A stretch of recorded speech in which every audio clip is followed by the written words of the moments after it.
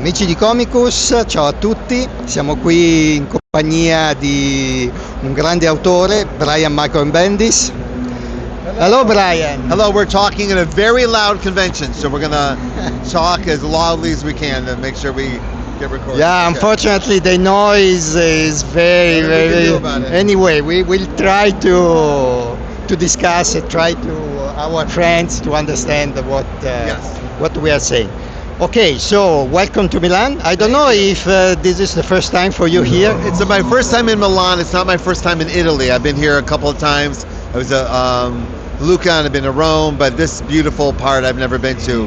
It was one of the real invitations where that's a place we want to go to. Okay. Yeah. So just a couple of questions. Thank you to be here with us, to find the time for this very short speech with us. First question is, recently we've seen that you wrote a new story for the Avenger. Yeah. Is it just the prelude for anything more? Yeah, CB is here with us here and right over there, right off camera, is Miles Morales' mommy, Sarah Pichelli. People I love dearly that I've done work with over the years. CB called me and said, "We have a few things we want to run by you. If you're ready to talk about coming back." And I've been gone for a few years, and we hadn't really talked about me coming back. And he had a couple things that he wanted to drop. Those things I can't mention what they are yet, but he did call me with something where I went, well, of course I'm going to say yes to that. And then said, "Hey, there's a couple other things. How about you and Sarah have something, and we have an idea for you and Bagley to maybe return for Avengers." And I was like, "Oh, that would be lovely." Because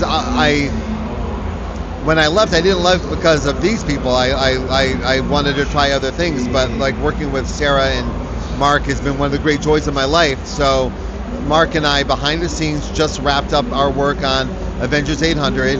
It's among the best things Mark has ever done. I almost got emotional when I saw how beautiful and rendered the work was. It showed it meant as much to him that it meant to me to be working together. And you'll see when you see it. It's just a one story celebrating how much we love the Avengers, which to me is how much I love all of Marvel. Because when I wrote Avengers, I wrote it as kind of a centerpiece idea. This is where all the threads of Marvel come together in the Avengers, right? And that's how I see it. So I get to celebrate it. When you left Marvel, was just because your idea was to work with anything different, because maybe the Marvel characters were at that moment not. Do you guys have Saturday Night Live? Do you guys know what Saturday Night Live is? The TV show Saturday Night Live. Yeah. So that's an institution in America, and I'm kind of obsessed with the world of comedy and the comedians. And I know that I've been giving this some thought, that the only job that's like being in comics and mainstream comics, Marvel and DC, is a lot like being a cast member in SNL. You work very hard to get to that show, but no matter how well it goes, it's not a forever job. It's a job that you do for a while and then move on, right? Some people come and go, some people stay, but most people do it for a time and move on to another chapter in their life. So mine was a little different, because when I came to Marvel was coming out of bankruptcy. Then they were a studio, then they're making games, now there's TV shows, then they became Disney. It was a big, things really changed over 7 years. So I was always yes to everything. Let's enjoy every moment of this. But in the back of my head, it was when should I go? Everyone, should I leave? Even when Mark Bagley left Ultimate Spider-Man after 111 issues, I said to Marvel, "Should I leave?" And they go, "Well, no." And I go, "Okay, well, someone will let me know when it's time to go." And what happened really was years and years, really 20 years have gone by, and I kept thinking, I should probably leave eventually, but also I should use all of this opportunity particularly everything that happened with Miles, to try to build new things, to try to like all of my heroes, when they had a success they didn't see coming, they used the opportunity to try as many new things as possible in film and music and all my heroes. So I was like, I wanted to be there and really love the experience of having Miles out there in the world, and Jessica and Riri, but I also wanted to see what else I could do with that, right? So other opportunities opened. Also, like in America, the graphic novel market changed, where every big publisher now had a line of graphic novels. So I got an offer from Abrams to do a line at Abrams, and I have a book coming out from First Second, and like there's things that did not exist when I started in comics that I go, oh, I would like to try that. I would like to like try as many new things or put in new ideas as possible. So I was always torn between hanging out with my dream job and trying to see, is there another dream job? So eventually it seemed like after the first Spider-Verse movie that I was like, it's not going to get bigger than this. There's no way. Because that was another thing. I remember I was on the set of Avengers with my buddy Matt Fraction, wondering if it's going to get better than this. And then it would get better than this.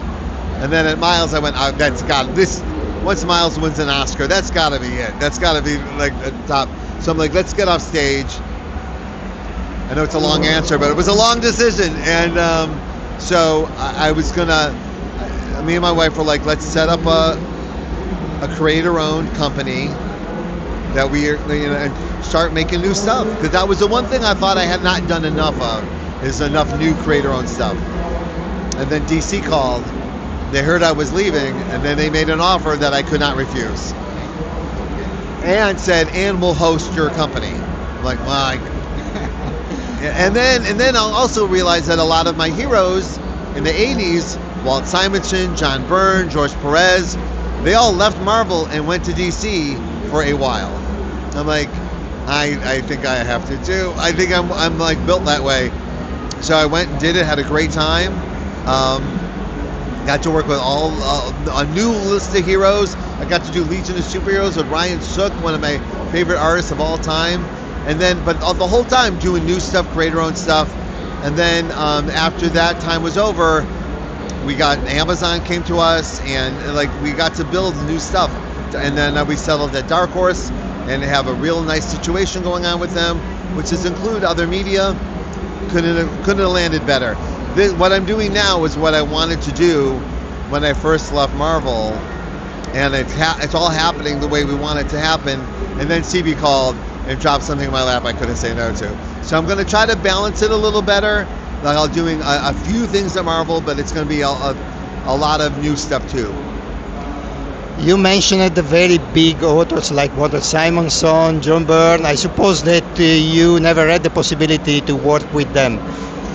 I suppose with almost all of them. Yeah, and amazingly, I've worked with almost all of them. It's like Walt Simonson did Avengers with me. I still can't get over it. It's been 10 years. I still can't get over that. Someone who's so nice to me as a child.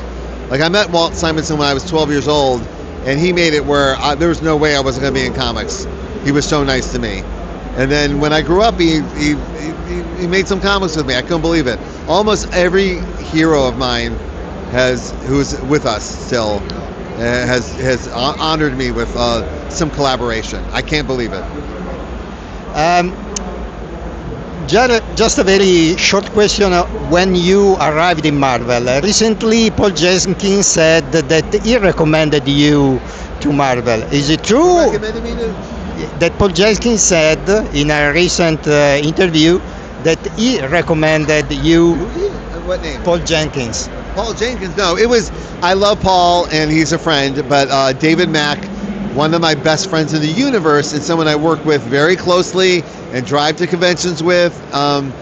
He got the call from Joe Quesada to take over Daredevil, and I was like, oh, show Joe my stuff. And then David was the one who said, hey, this is my friend Brian, you might want to take this really seriously. And Joe called right away. Now, I'm not saying Paul didn't put in a good word for me, that I'm sure he did, and I would do the same, but I happen to know that this one was with David. Okay. Yeah.